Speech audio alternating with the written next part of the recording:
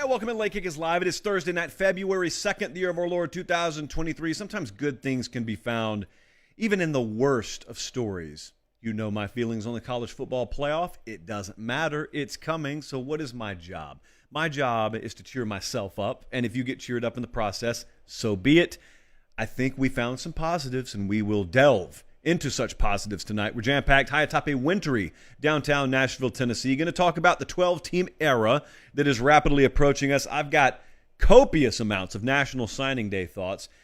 Maybe some angles that previously you haven't heard taken. I got some numbers that will blow your mind. Stats and Info has been hard at work today. There are rumors, there are hoofbeats that we can hear off in the distance that indicate we may have some pretty high-profile coordinator hires pending. We'll see. Could change even as we're on air here tonight. And we got a very, very special viewer question asking me, and therefore asking all of us here, why we happen to love college football, maybe more so than the NFL. I have my answers. Maybe you don't even feel that way, but if you do, go ahead and start gathering your answers. I'm not going to do it now, so as we progress throughout the program, you can start to formulate your own thoughts there. Rancho Mirage, California, tuned in. Apopka, Florida, tuned in. Darlington, Georgia is tuned in. And guess what? Because so many of you have tuned in and made your thoughts known on how this program should be structured, Late Kick Extra is back this coming Tuesday. Late Kick Extra, because we have hundreds of thousands of new followers and subscribers, is simply this. In the time of year that some casuals would call the off season, we don't take a break, but what we do is we structure the way we do things a little bit. And so every Monday night or thereabouts, Monday afternoon, Monday night, I'll put out the call on social, Instagram and Twitter at Late Kick Josh, and I'll say, give me your questions. Ideally they'd be college football related. They don't have to be. And then I just do this long form, could be 30 minutes, could be 2 hours, podcast only. You don't get it on YouTube. It's strictly podcast every Tuesday.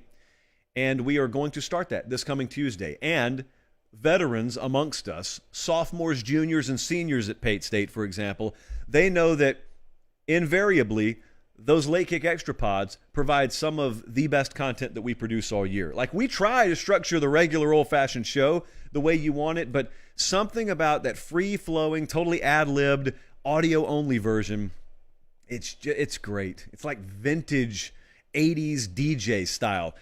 You don't really see me, but yet we're talking about stuff that we all understand, we all share. It's a beautiful thing. So anyway, that's coming.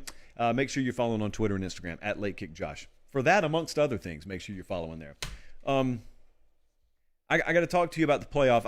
I do need to address something. Big rumor out there.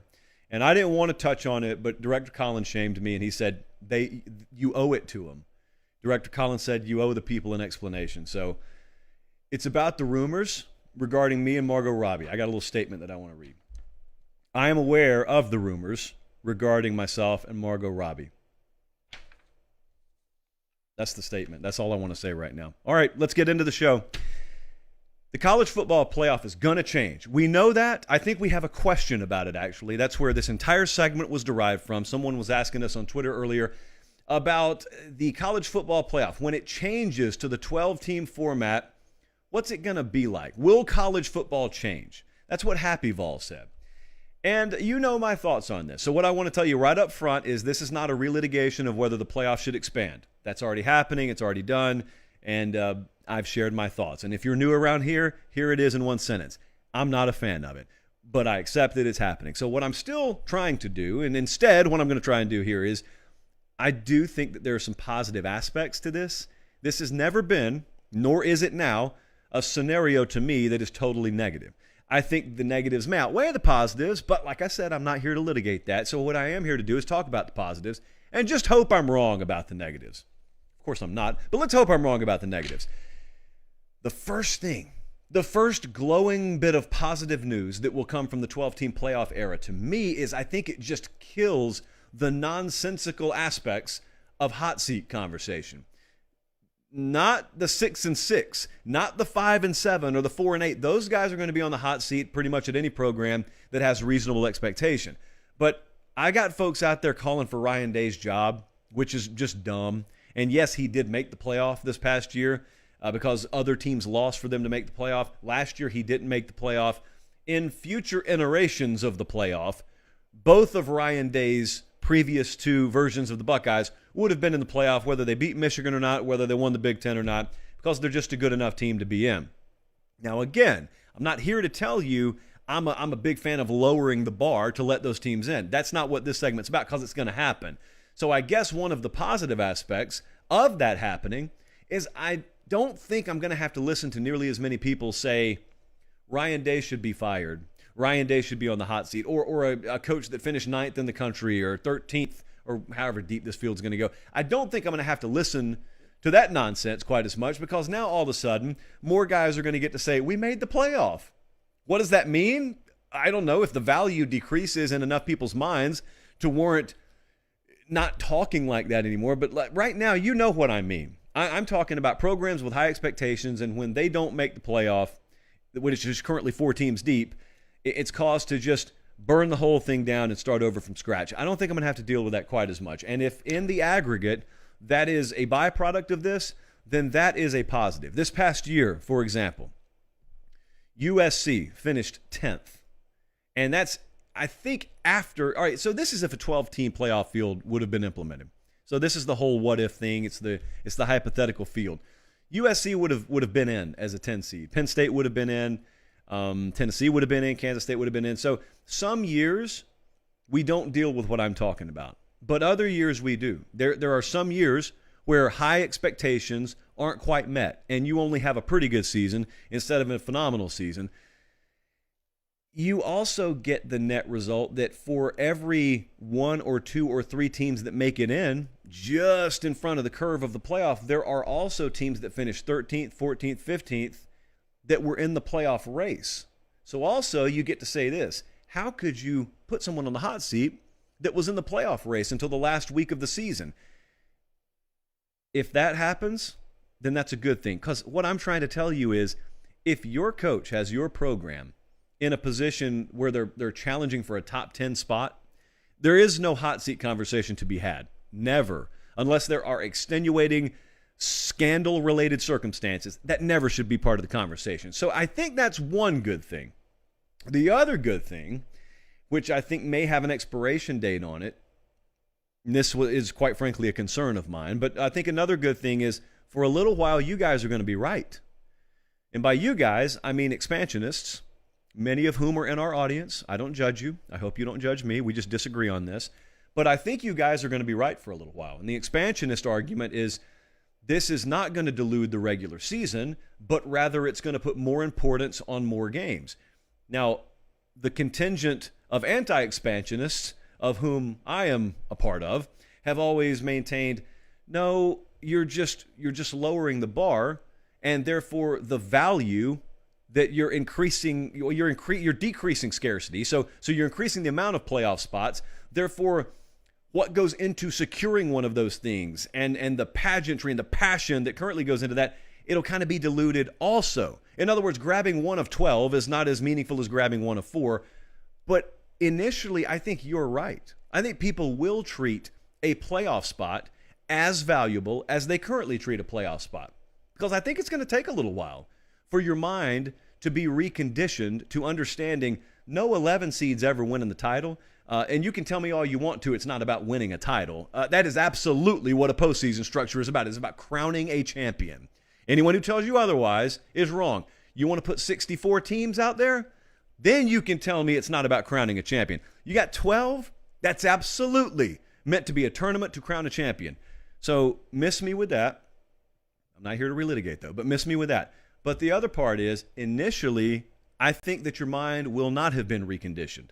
So you'll watch a game featuring a 3-loss team versus another 3-loss team in late November, and you'll be glued to it because it's got playoff implications on it. Now, my fear, which I hope is unrealized, but my fear is, like 7 years down the road, we've seen enough case study to understand those games really have no relevance in terms of who ultimately gets crowned at the end, because those games are just featuring teams that will get blasted once they get in the playoff. Therefore, I'm not going to pretend that this game is something it's not. That's where I think we'll ultimately head. But in the meantime, yes, I do think there are going to be a few years, few little grace period college football playoff expansion years where a lot of these games featuring teams that otherwise, would have been challenging for the Gator Bowl, no disrespect, are all of a sudden challenging for a playoff spot, and it's going to be exciting. I guess that's a positive also. And lastly, now I'm fully on board with putting as many games in home venues as possible. And that includes week 1 games. I don't like seeing neutral site games in week 1, so I don't like seeing playoff games in neutral buildings. We're going to get home games you're going to be at home playoff games. We're going to get playoff games in college football stadiums, at least one round. Now, my follow-up question is, how many more are they going to give you? Because right now it looks like that's all you're going to get. What would it be? The second round, I guess. The second round of games, which is 4 games, right, Jesse? That's all it would be. It would be 4 playoff games that are going to be played in Ann Arbor or Tuscaloosa or wherever. That's better than nothing, yeah. But, if you're watching our brethren on Sundays and the conversations they're currently having, the Super Bowl's always been neutral site. They're talking about making the conference championship games in the NFL neutral site. These folks we're talking about who are structuring the college football playoff, they are not me. They are not you. They could not care less about the things we love about the sport. They are of that mentality.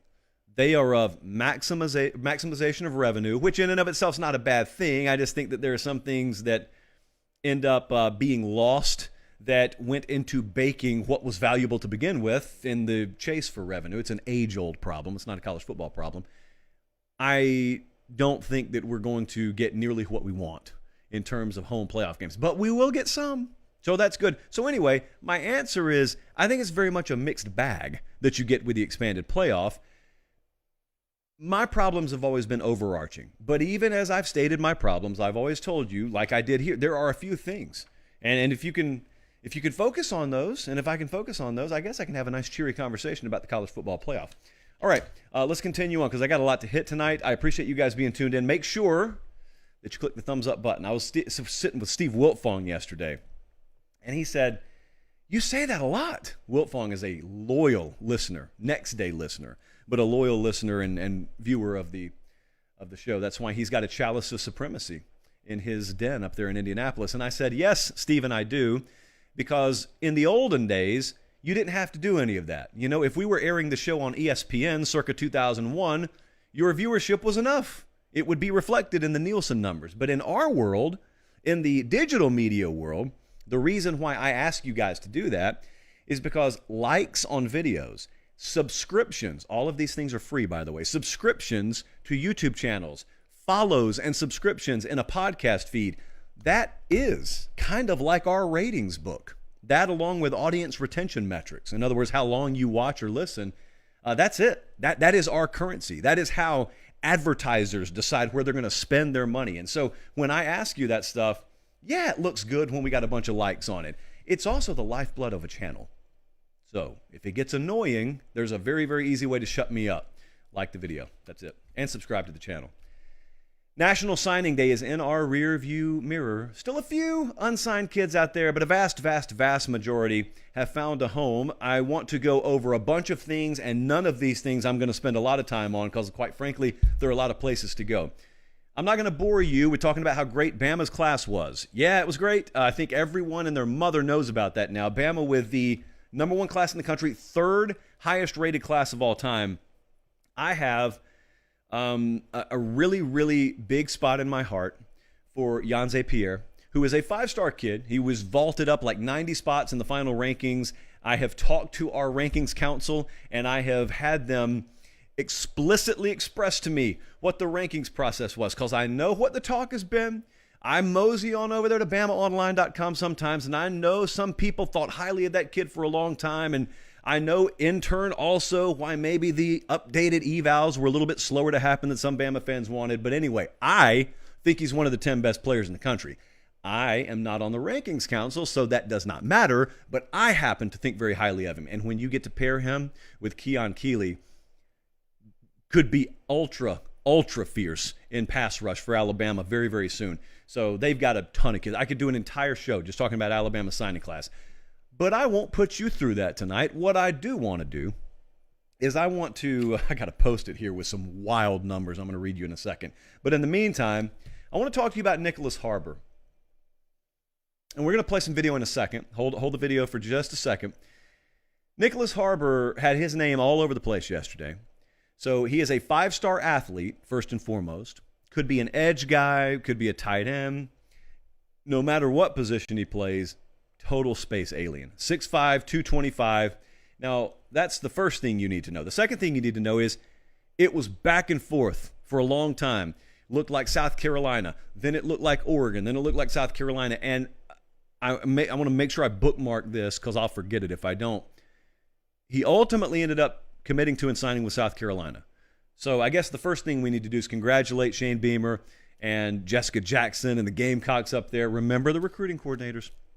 And the second thing that I want to tell you, and this is the part I'm going to circle back on, is I saw some conspiracy theories out there about how maybe this recruitment wasn't quite that dramatic. You know, maybe the drama was being manufactured for clicks. I'm not quite sure people know how the SEO game works, who continue to use the term clickbait, by the way.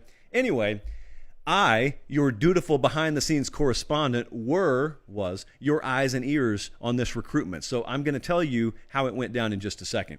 But the first thing I want to do, for those of you who don't care about the behind-the-scenes stuff, is I got to show you track video of Nicholas Harbor. Because he is an alien. 6'5", 225. Imagine what you think that looks like running track. And now I'm going to show you what it actually looks like. And for those of you on podcast, I want you to picture a kid twice the size of everyone else on the track. It looks fake.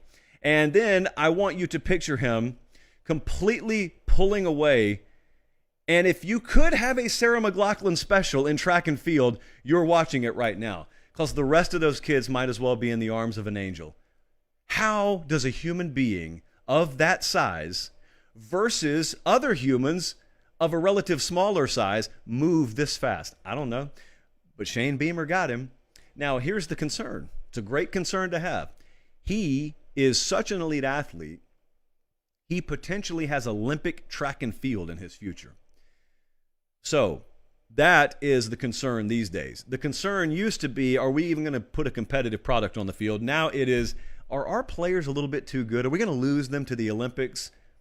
Great problem to have. So congratulations to Shane Beamer. Now, before I move on, let me go back to the conspiracies. I love a good conspiracy. And before I came to work at CBS and 24/7, I was a member of this site, just like you guys are, most of you anyway. And I used to traffic. When a kid that I wanted to be ranked 4 stars was only 3 stars, I knew that there had to be bias involved. And when there was a lot of drama, and this is the one I really used to latch myself onto, when there was a lot of drama, when the Steve Wiltfongs of the world, when the Andrew Ivans of the world, when they kept going back and forth, and then the crystal ball feature came along, and they kept flipping that crystal ball, when it kept going back and forth approaching signing day, I used to think I was smarter than the rest of the room, and I would say, those guys know what they're doing. They know they're in the click business. And so I'm here now, and I think most of you who have watched the program for quite a while know I'm not hesitant to criticize us when we do something dumb. I'm not hesitant to criticize our own show here, certainly when we do something dumb, and it happens, mainly my fault, but it happens. But I did want to give you a little perspective. So me and Wiltfong were over in the other studio yesterday. We were doing blowout wall-to-wall National Signing Day coverage, and I got to tell you, I actually think that kid's recruitment was even wilder than they led on, because I got to be witness to it. I got to listen to coaches off the record. I got to listen to people close to the recruitment off the record. It was a fight. It was a fight between Oregon and South Carolina. Maryland had been in there, and they faded a little bit. It's really incredible, especially when I don't have to put my name behind a pick, and I really do just get to be a fly on the wall. It's crazy, and I'm an extremely sore loser. This is what I told Wiltfong. I lost to management in ping pong the other day. One of my 2 losses in the history of this office, I lost to management, and it affected the next 48 hours of my life. It's a problem. I'm trying to deal with it. I may need help. I don't lose very well. And that's just a ping pong match. I told Wiltfong, what if I were Dan Lanning and that staff at Oregon, And I think at one point the track coach stayed back from a meet so he could meet with Nicholas Harbor and Phil Knight. They had Phil Knight meet with him and talk about what it's like to be a Nike athlete. And anyway, you invest just months and months, and in some cases years, into recruitment, and it feels like it just flips over the past 12 hours 3 times. I respect you guys because I couldn't deal with it. I couldn't handle it. And Oregon still signed a great class. But the thing about it is, I would just remember the kids I didn't get. I would remember the ones that I missed on. And so, anyway, I'm trying to tell you, no, there was not an ounce of manufacturing drama there for clicks. In fact, if we wanted to, we probably could have really peeled back the veil and gotten more clicks. And those wouldn't have mattered either because no one really cares about clicks on social media. All right, I want to talk to you about Kentucky, but not necessarily Kentucky's class. This is not an expose on Mark Stoops and the goings-on in Lexington. I just wanted to illustrate something for you. And you know when I have a Post-it note on my hand, it means that we're going to do the Post-it pop. Not quite like the paper pop, but the Post-it pop is also important. First off, I want to read you Kentucky's class, okay, to illustrate where they fit in the grand scheme of things. So Kentucky had a good class. Kentucky finished 31st overall. All of America. Kentucky signs the 31st ranked class. They had 8 4-stars in the class. They had 11 3-stars. And that's really good. That is really good. That would be good for 5th in the ACC. It would be good for 5th in the Big 12. It's 12th. They finished 12th in the SEC. They only got 14 teams down there. Kentucky, they almost finished top 30. They finished 12th in their own conference. Now comes the Post-it here. Producer Jesse tells me the SEC has signed 102 of the top 247. Let me repeat for emphasis. We got a top 247. Those are the top 247 players in the country. SEC currently has 102 of them, with still a few outliers remaining. It could get even worse than that.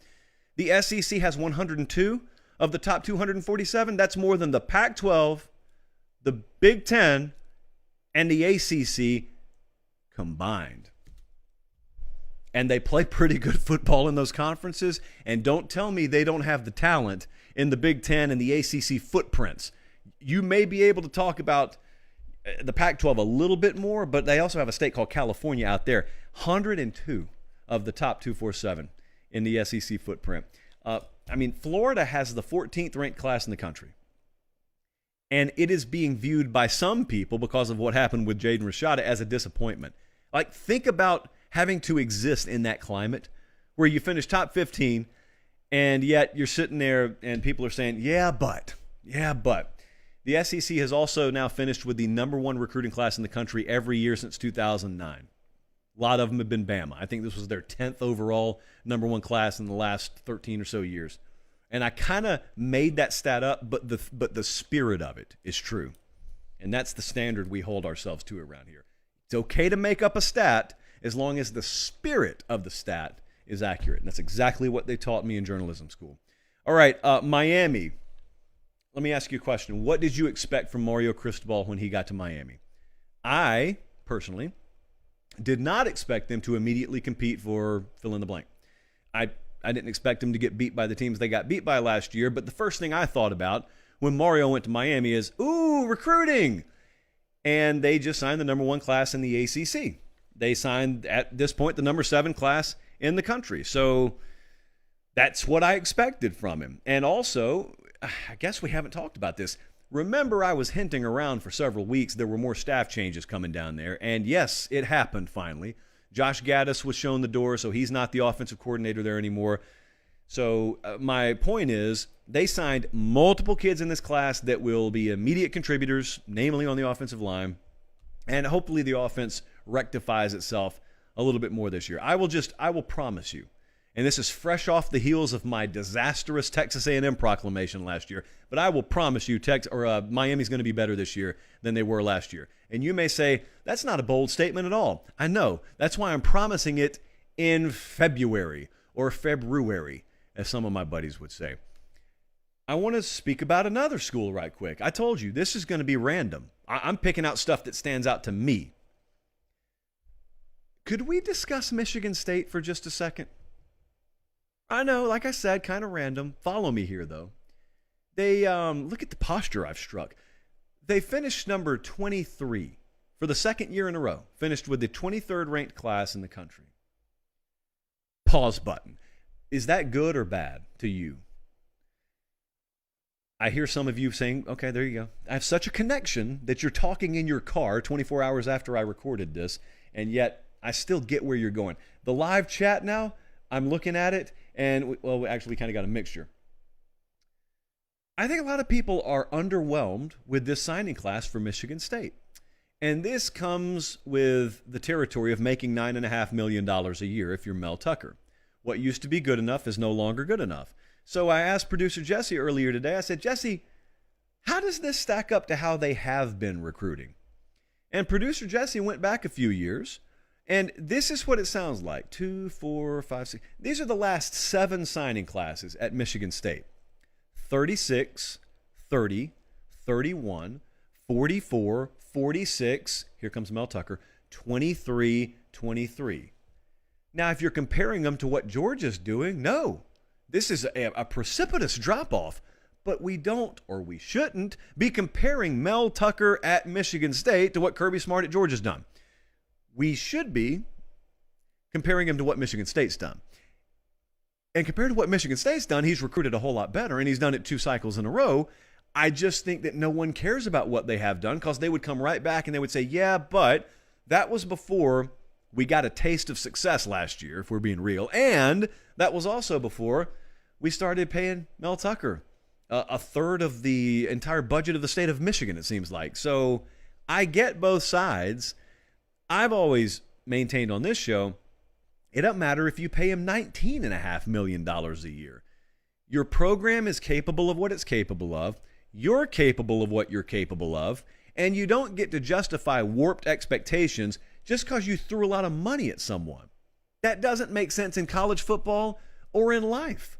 If you're 5'10", and you can't dunk, and then I say, here's $10 million, go dunk for me, and you still can't dunk, how dumb would it be for me to be pissed off at you? I'm the one who paid some kid who's 5'10" to dunk. I just blew $10 million on him. I'm not telling you, by the way, Michigan State's blowing money on Mel Tucker. I am saying people who are upset they didn't finish top 10 may be a little bit more of a problem than Mel Tucker is the problem. That's kind of what I'm trying to say.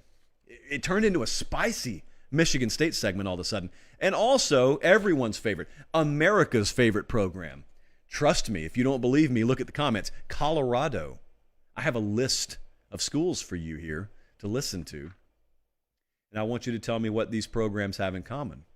Big hitters here. Ohio State, Oregon, Tennessee, Notre Dame, Florida, Penn State, Clemson, Florida State, Auburn, Michigan. What do they have in common? Well, those are all programs that recruited less 5-stars through the portal and through recruiting than Colorado did. You look at the composite 5-star rankings, and Colorado landed more 5-stars when you combine portal and recruiting than that entire list that I just read off to you. Ohio State's in there, Tennessee, Oregon's in there, and that's the Deion Sanders effect. They're ranked 21st. The recruiting class is ranked 21st. The transfer class, the portal class is ranked 5th. 2 5-stars, 6 4-stars. This is the University of Colorado. This is where you have to understand some context. I love when we get new viewers and listeners. I love when college football gets new fans. Understand something, though. If you live in St. Paul and you've been a Minnesota Vikings fan your whole life and you're just kind of delving into college football, because you don't know any better, you're not stupid, you're just ignorant to how recruiting works, you could fool yourself into looking at this and saying, big deal, 21st? Well, it's not even top 20, right? This is Colorado. You can multiply that number by 2 or 3, and then that would be more in line with where you would expect the Colorado Buffaloes to be landing in recruiting. Huge, phenomenal job being done by Deion Sanders and company out there. So those were my thoughts on National Signing Day. Now, as you know, we'll post this as an individual video over on the YouTube channel, and I will be happy to hear your thoughts and no doubt get scolded for not bringing up your school's signing class. I can hear him in Knoxville already. I'm surprised Colin hasn't already yelled in my ear. That's just what stood out to me. Thank you, Colin. Academy Sports and Outdoors brings a smile to my face every time I say the words. Academy Sports and Outdoors. I have on my screen right now, actually, what they call ad copy. And when you're a partner with a brand and they want you to do ad reads, they'll send you what is called ad copy. That's just, the boilerplate kind of stuff that you hear. You can tell someone's reading it. And Academy does that for us, but they also, in the next breath, say, this is just for guidance. Say whatever you want to say. This is just a fallback. If you get sick and Bradley has to fill in for you, yeah, have Bradley read this. We don't want Bradley working off the cuff, trust me. Down in Columbus, once upon a time, we found out what that sounded like. I don't want to get too specific, but he predicted a Vanderbilt upset over Alabama. That's the last time we put Bradley on air. So anyway, here's how I see Academy Sports and Outdoors. Since we just did reflections on signing day, I think of Academy Sports and Outdoors, and then I think about how it overlaps with my life, and I think about all the things that I do. A lot of outdoor stuff, a lot of gym stuff. Softball season, Jesse, are you listening, is rapidly approaching. Get those hamstrings loosened. And the thing about it is, Academy Sports and Outdoors is the place where I can go right before I do essentially anything I do recreationally in my life, and they have something for me there. And I had one of you who tested me the other night and said, I bet they don't have this thing, fill in the blank. Can't even remember what the thing was. What I do remember is I got a follow-up message, didn't I? And you said, I cannot believe they had this thing.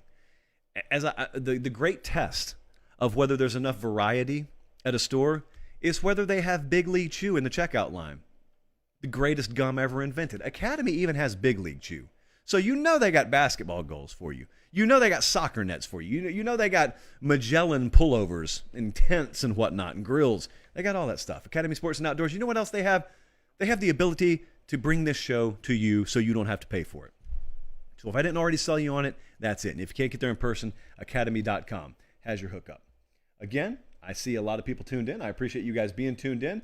Be so kind as to click that thumbs up button and subscribe to the channel. There are reports out there, some good old-fashioned reports. Colin, that's a bad endpoint, so here's a better endpoint for you. It sounds like Nick Saban may be ready to make some hires. And by the time you watch this, maybe he already has made a hire. Chris Lowe of ESPN.com, really, really good on this stuff. I highly suggest you're following him if you aren't already. Reported earlier today that Tommy Rees is a big name to watch in the Alabama offensive coordinator search. Now, who is Tommy Rees? Most of you know that's the OC at Notre Dame. He played at Notre Dame. And I have done a lot of digging on this, not just on Tommy Rees, but on the coordinator searches there. And what I want to tell you is it probably won't come as a shock to know that there have been several guys Nick Saban has spoken to. More on that in a second. You know about Ryan Grubb, the Washington OC, who allegedly interviewed for the job. He's staying put at Washington. You know now about Tommy Rees, allegedly interviewing, or reportedly, I guess is a more professional term, reportedly interviewing for the job today. Perhaps even as we speak here live on this Thursday evening. You know about those names. There are other names. I, however, do not have the liberty to tell you who those names are, and I also have no clue if they've actually been offered a job as the offensive coordinator for Alabama. There is a great big difference. This is what is always emphatically disseminated to me when you get information, and it's hard to get it in coaching searches. There's a big difference in so-and-so talked to somebody versus so-and-so interviewed somebody versus so-and-so offered the job to somebody. So, of course, Nick Saban's talked to several people. The problem is he's the only one who knows what's going on. Sometimes, and this is not exclusive to Saban, it's just the way Saban operates, sometimes guys leave Tuscaloosa having actually met with him, not knowing if they have an offer or not. But yet I got folks out there with 437 followers on Twitter who supposedly know. So there is not much inside information to be had. And those who do have it aren't talking because they're petrified of what will happen to them if they do talk. And that includes me.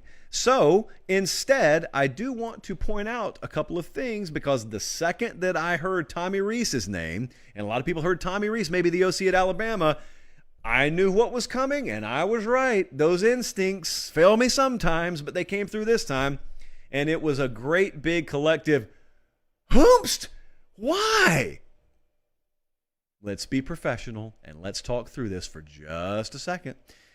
Points per game when he's been at Notre Dame, okay? 3 years as offensive coordinator. They've been 30th, 19th, and 42nd. That's part of the story. Earmuffs, children. His quarterbacks have been Ian Book, Jack Cohn, Tyler Buckner, Drew Pine. Whew. Okay, remove the earmuffs. That's explicit. That is a TVMA special of average apathy at quarterback. So my point there is, you don't have the slightest clue what Tommy Rees would do with the talent that he would theoretically be working with at Alabama. And here's the main point I want to make to you. Two of them, actually. Nick Saban watched the exact same thing with Georgia you and I watched this year, and that was Todd Monken put a top 5 offense on the field. Let me say that again. Todd Monken had a top 5 offense, not defense, at Georgia, with Stetson Bennett at quarterback, approximately 0 stars at wide receiver, and by Georgia standards, a pretty average group of tailbacks. How did they do it? They did it because the cumulative effect of a lot of big, strong, fast, physical players normally wears down the modern-day college football defense, because the modern-day college football defense has been built to stop pinball machine offenses. That's how. And the second thing I thought was Nick Saban watching that saying, hold up, I used to do this all the time. I did it better than they're doing it. And I got away from it, necessarily, got away from it for a little while, but why not go back to, honestly, what I love doing more with some newer age blended concepts, which is exactly what Tommy Rees's offense is, and exactly what several offenses are out there. And he could probably go have his pick of who he wants. Tommy Rees would be fine as the offensive coordinator at Alabama, is what I'm saying. And the second thing that I just want to point out to you is, as Meemaw used to always tell me, when in doubt about a hire, go find who the best in the business are chasing and believe in that person. Brian Kelly desperately wanted Tommy Rees to follow him to LSU and be his offensive coordinator. Tommy Rees respectfully declined. Nick Saban perhaps wants Tommy Rees to be his offensive coordinator at Alabama. So I, having approximately 0 days experience coaching a college football team, could sit behind this microphone tonight and I could say, Tommy Rees, seems kind of average as grits to me. I could say that. I don't necessarily believe that, but I could say that. Or I could say, not knowing anything more about the situation than I do, but observing two of the best minds in the sport, both coveting the same guy, perhaps benefit of the doubt should lie on the side of the fence they coach on instead of the side of the fence that I sit on. Now, you're free to disagree with that. You're free to have your opinion. I'm sure a lot of people will have one. I'm more interested in the defensive coordinator hire he makes, frankly, because I think there's a little more drama. There's a little more intrigue on that side of the ball. I just think he's going to make a coordinator hire whenever he's ready to on the offensive side. Maybe it very well will be Tommy Rees. I saw Football Scoop, I think, reported earlier tonight that the offer had been made. The other thing I do not know. I have no inclination whatsoever about, how hard Tommy Rees will be to pry from his alma mater, which is Notre Dame, where he's at right now. Brian Kelly couldn't do it. There is very, very rarely an instance where Nick Saban offers a job and someone turns him down. I guess it's happened. It's just very rare. Most of the time, he won't offer it. If he, and I'm talking about a real offer, not an offer where you're winking and nodding at a mutual agent to get a guy a raise somewhere else. That's not a real offer. But real offers, when they go out from Nick Saban, are normally moves of formality. So has Tommy Rees got the offer? We'll see. And is he willing to take the offer? We'll also see. They're watching us in Gaffney, South Carolina. They're watching us in New Albany, Mississippi, and Dallas, Texas. Has Dallas thawed out yet? We got a little bit of freezing rain in Nashville, but woof. I bet some folks are still sitting on the side of the road out there. Freezing rain is no joke, man. Bold prediction time. This will not be nearly the crawl of shame that last episode was for me when it comes to bold predictions. But we got 5 of them from August. What did you believe in back in August? And how did it turn out for you? The first, not so good. But it could have been. If you just changed the wording here, this could have turned out so much better. Here was the prediction from Kenny. Texas will embarrass Alabama in week 2. Kenny, you could have just said they'll upset them. They almost did. It was a 1-point game. We were there. It was 1,000 degrees on the field. And Quinn Ewers goes down, and you still almost beat him. But, Kenny, you didn't say upset. You said they're going to embarrass them. They were a 3-touchdown underdog, were the Texas Longhorns in this game. And yet they still almost won. I think at the time we defined embarrass as Texas is going to need to win by 2 touchdowns. So that was a net difference of 5 touchdowns from what the point spread was. That wasn't going to happen. Now, the argument I will listen to is if Quinn Ewers doesn't get hurt, maybe they beat Bama that day. Certainly could have been the case. I have here the results of Texas's offensive possessions that game. They started on a 10-0 run, right? Because they field goal and touchdown with Quinn Ewers. Then he gets hurt. Here's what it sounded like afterwards. Punt, punt, turnover on downs, punt, punt, field goal, punt, field goal, end of game. Not nearly as dramatic as a Dan Rubenstein drive chart reading, but poignant nonetheless, I think. So Texas, there was no embarrassment of Alabama, and I put a 9.99 boldness scale rating on that. So thankfully that one hit. We didn't have a Texas A&M Part 2 on that particular prediction. Next up, this one was doomed to failure. Michigan wins 8 or less games this season, and Harbaugh is back on the hot seat. Michigan went 12-0 in the regular season. Michigan won the Big Ten championship. They ended up going 13-1 overall. And you have a sour taste in your mouth because of what happened against TCU. Still can't believe that happened, by the way, but it did. But nevertheless, the prediction was they win 8 games or less. No, never was going to happen. And they were winning comfortably. There are very few close games even on this list. I think, though, the reason I only put an 8.5 on the boldness rating here is because remember where we were at the time. At the time, we were coming off a season in which Michigan had done something they had never done under Jim Harbaugh. They beat Ohio State, they won the Big Ten, they went to the playoff. Okay, none of those things had happened. Then Harbaugh interviews for the Vikings job and doesn't get it. He loses both coordinators, and it was fair to ask ourselves, are they really just going to maintain the trajectory they were on, which was historic, or could they drop off? And apparently the prediction there fell into the latter category. Yeah, they're going to drop off. Well, they didn't. I don't think it was the most out of this realm possibility to suggest that maybe they will fall off, but they didn't, and so that one fell by the wayside. But I get it. I at least get the logic there. Next up, this one was tough too. Chase. He said in year 1 under a new staff, Oklahoma will have both a higher ranked offense and defense than last year. Chase is just looking down the barrel of losing Caleb Williams, eventual Heisman Trophy winner. Mario, he lost a ton of guys, lost the head coach, Lincoln Riley, and go and get Brent Venables. They're just going to upgrade both sides of the ball. I put an 8 on this. It should have been an 80. This was not going to happen, and it didn't. Neither side of the ball improved. They both declined. Yes, even defense declined. Oklahoma in 2021, offensive comparison, nearly 39 points per game. They had 32.7 this year. Downgrade. Defensively, Oklahoma in 2021 allowed 25.8 points per game. This last year, they allowed 30. So again, both sides downgraded, and their record went from 11-2 to 6-7. That's the bad news. And that is where the prediction went splat like street pizza all over the sidewalk. However, we don't want to leave it on a sour note. So let's remember, much like Mario down at Miami, yeah, year 1 may have been an utter, unmitigated disaster, but they're recruiting well. They're getting their players. And now the last 2 classes for Oklahoma have been rated 8th and 4th. That's better than Lincoln Riley was doing. In fact, that's better than pretty much anyone has done there over a 2-year stretch. This era, this millennium, they're getting really good players. I mean, look at Oklahoma, 4th rated class in the country. Texas and OU both killed it this recruiting cycle. We'll see. How much can you upgrade in one season?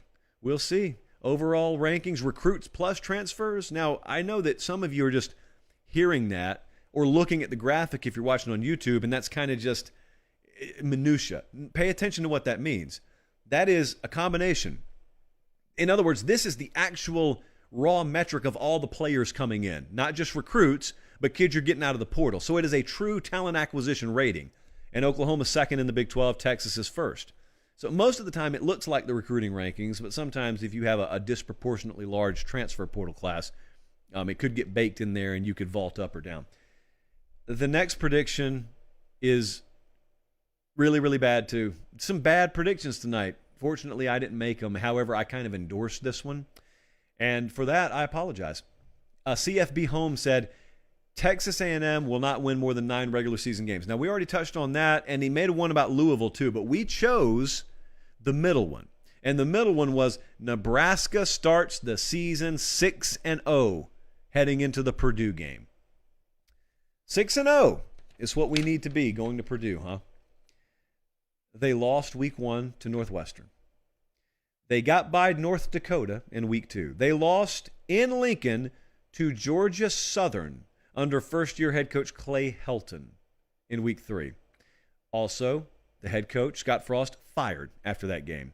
They lost to Oklahoma with big noon kickoff in town. They lost 49-14 in week 4. Then they rallied to beat Indiana. They beat Rutgers. So they went into the Purdue game 3-3. Then they proceeded to go on a 5-game losing streak there. The result was 4-8. Not a shot, and you know what, of this ever coming to fruition. And lastly, we head out to the great state of Utah. And that is for this prediction. Brigham Young will defeat not only Oregon, but also Stanford. So they're just going to kind of sweep the Pac-12. They did half of it. They did beat Stanford. In fairness, Hoopst didn't this past season. But they lost to Oregon 41-20, had an 8-5 finish. Honestly, that's not the biggest takeaway here. I told you we're going to the great state of Utah for a reason. We had a conundrum earlier today. Jesse comes to me, out of breath, and says, we got problems. What is it, Jesse? I can't find a logo for Utah Tech. I said, Utah? He said, no, Utah Tech. I said, Utah, I've never heard of her. Who is she? Utah Tech, located in St. George, Utah. We couldn't find a logo for her. And so we put a college football logo. There's a little man throwing a football, and that is the Utah Tech logo. And the news gets worse for the fine folks at Utah Tech because they got half a hundo hung on them from BYU. So it's just a bad news night for Utah Tech. Or, glass half full, chalice half full, as Meemaw would say, Utah Tech, you may be located halfway to Russia, but at least you got in the show tonight. And that's what counts, after all. If you had fun, you won. I want to get to this question, Colin. Since I picked up the chalice, though, I need to take a sip. Very good. Good consistency tonight. Well, we got a question we get quite a lot. I decided, let's go ahead and put it on the show tonight then. So Dexter hit us up. He said, I grew up as an NFL fan. And while I've come to like college football, it still doesn't quite match Sunday to me. What would you say is the biggest appeal for being a bigger college football fan than an NFL fan? Laredo, Texas. Thank you, Dexter, for watching. We will convert you in time. But until then, I'll tell you what makes it better for me. I'm not a person who has any problem with the NFL. I'm not like anti-NFL. I don't ever get to watch it because Sundays are our busiest work day during the season. But even before I started working in this industry, I watched college football and loved it way more than NFL. A lot of us from the South, it just comes down to upbringing. A lot of us did not grow up with an NFL team in our backyard. And for those of us from Georgia, it's a complicated relationship with the Falcons. And anyone from Georgia knows exactly what I'm talking about. So if I grew up in Wisconsin, I would eat, sleep, and breathe Green Bay Packer football. I pretty much know that about myself. But I didn't. I grew up in the South. And so in the South, it's a lot different. You grew up in Alabama or Mississippi or Arkansas or Tennessee up until the Oilers relocated. And that's, in sports terms, still a pretty recent happening. It's only been like, it's less than 25 years, or about 25 years they've been in Nashville, the Titans. So you've got like one generation of people that have grown up with that team. Anyway, it's just an upbringing thing. So Saturdays are the crux of your football week. And then Sundays, I watched the NFL when I was growing up. I like the NFL, still do. It wasn't Saturday. So it could just be upbringing. But there's another thing that I used to always get preached to me. And if you're 16 years old, you're going to listen to this and you may laugh, especially if you're a diehard college football fan and you follow the day-to-day workings of the sport. You know, a lot of people like college football because they romanticize the concept of amateurism. Listen to you laughing already. Hold on a second. Let me tell you what that means. Amateurism is exactly what it sounds like, doing something and not really getting paid for it. You're laughing again, and I don't blame you. Amateurism is more concept, more of a woebegone fantasy than it is the reality of college athletics at the highest levels these days. And some would argue, well, it was never fully amateur athletics. Yeah, okay. I think what we're trying to say is left tackles weren't being paid $15 million in college football ever. And so a lot of people, especially if you grew up loving the sport, had it taught to them that when you watch these guys on Saturday, they didn't get drafted to go where they are. They had a choice, and they chose to go play for whoever they play for, and there's a lot more love of the game. You know, there's a lot more just raw passion. They're not playing for the money. They're playing for pride. And they may have money in their future, but right now on this Saturday afternoon, they're still kids. They're still students. And you could scoff at that, but I'm not making fun of it because there is a certain aspect of that that's beautiful. And at least when you lay it out on a piece of paper, there's some purity to it. There's some innocence to it. And, you know, then someone gave me a VHS copy of the movie The Program, and then I learned what college athletics was really like. But still, I think that the amateurism versus professional model, I think that has something to do with it. But look, here's really what it comes down to. If you don't care about either one of those two things, what game day experience means in college football dwarfs what professional football brings to you. And really, that's what I think draws a great big amount of people to the college game. The tailgating scene in college football is out of this world. And I know we got some folks in upstate of New York and in and around the greater Philadelphia area, Kansas City. I'm not telling you guys you don't know what you're doing when it comes to tailgating. I'm not saying that at all. I'm just saying there's a big difference being around kids versus being around slightly disgruntled 46-year-old dudes who just had a bad week at work and they really want to take their frustration out in the parking lot on a table. There's just a difference. Both can have fun, but the tailgating scene in college football land is a lot different than NFL land. And also, and producer Jesse made this point, Philadelphia, Pennsylvania is there with or without the Eagles on Sundays and anywhere in between. Likewise with Pittsburgh. Likewise with Detroit. Likewise with Cleveland. You don't know about Ann Arbor, Michigan. If you didn't go to school there, you don't really know anything about Ann Arbor. You don't know anything about State College. What do you know about Athens, Georgia, if you didn't associate it with University of Georgia football or Penn State football or Michigan football? And when you go to those towns, it may be tough to get in there sometimes. I do it every week. Trust me, it may be tough to get in there. That's because they don't have big city infrastructure. Everything about the town revolves around the university, and in many cases, it really revolves around the football program. The biggest spectacle, sort of the central location in Tuscaloosa, Alabama, for example, is Bryant-Denny Stadium. You can look at your map, or you can just describe campus to someone, and inevitably, when you're describing campus, it's here's where this place is in relation to our stadium. That's not the way it is in NFL cities, and that's a testament to how big an event a Saturday in the fall is to a college football town as opposed to, outside of Green Bay, Wisconsin, NFL cities.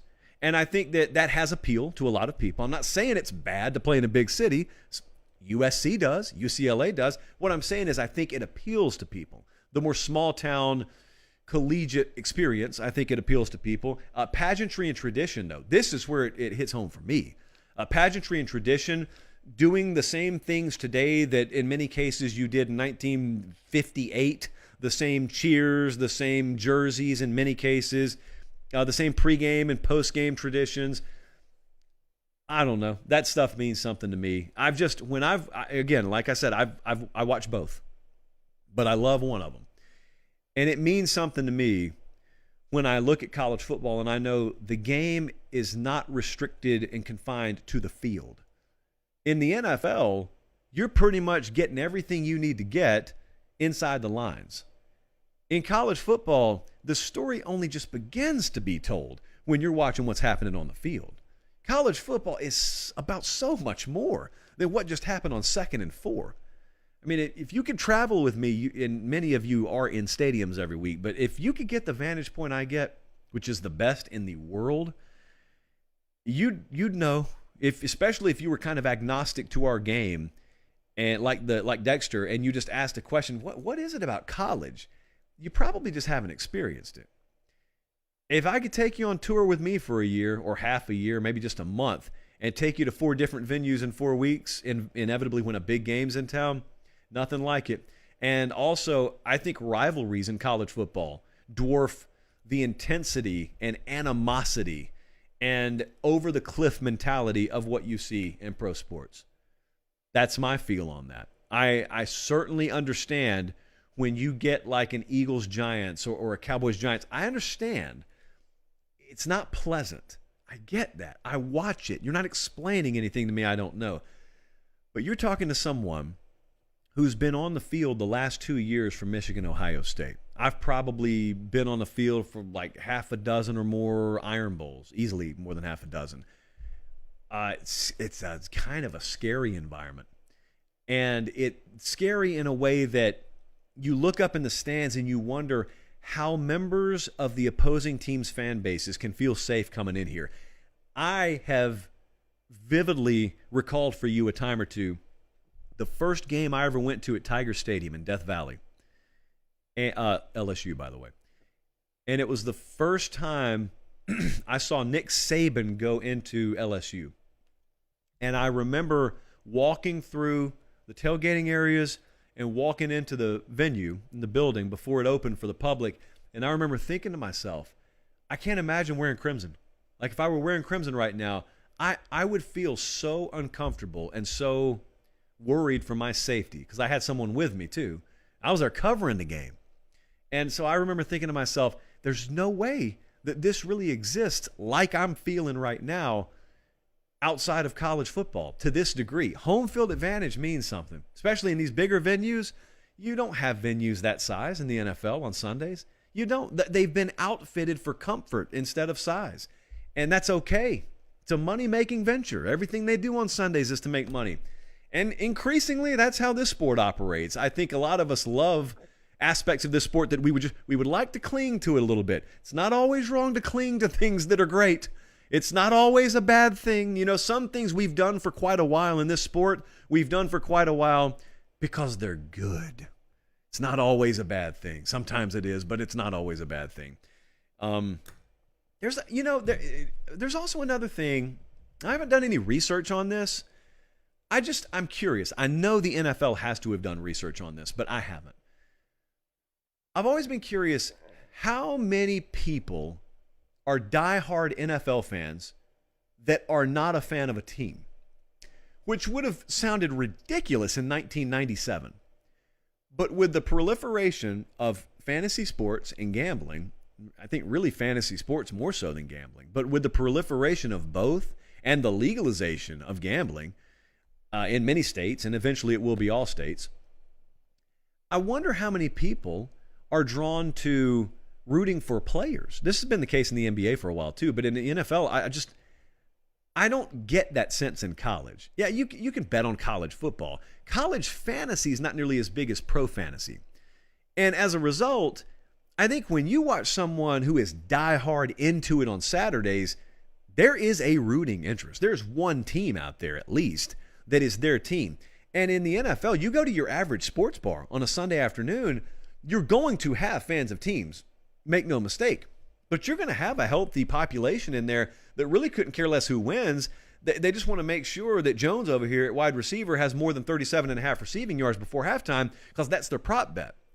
Some of you may even be betting parlays, and shame on you if you are, because that is the devil's tool. Even within sports betting, that parlays are the devil's tool. But I don't get that in college, and that's why I love that in college too. So there's a lot of stuff, Dexter, that people like me love about the college game more so than the pro game. I'm sure there are counter arguments that our brethren on Sundays could make. I've just always been of the opinion, pick whatever you want to watch, and you don't have to restrict yourself to just one thing. Believe it or not, you can do both.